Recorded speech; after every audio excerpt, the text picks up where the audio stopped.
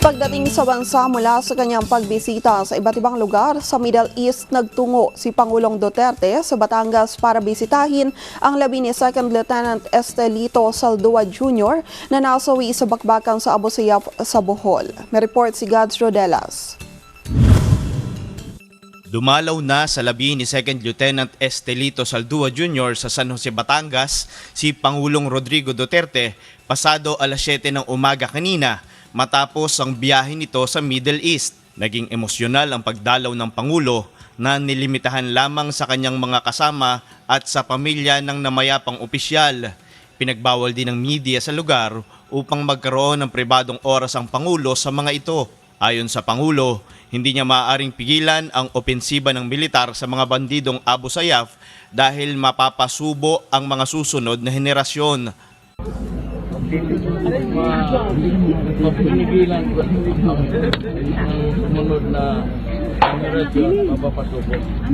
Magkakaroon tayo ng problema sa mga anak natin.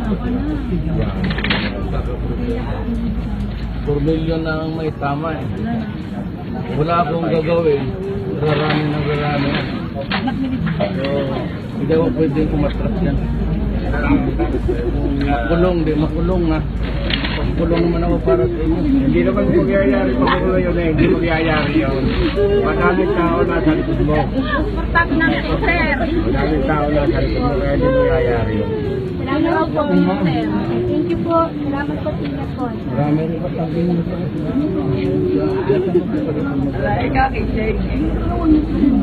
mga engineer. Pangalawa sa 5 magkakapatid si Estelito, breadwinner sa pamilya at nangarap na mapabilang sa Philippine Air Force, subalit nagkaproblema umano sa mata at napabilang sa Philippine Army.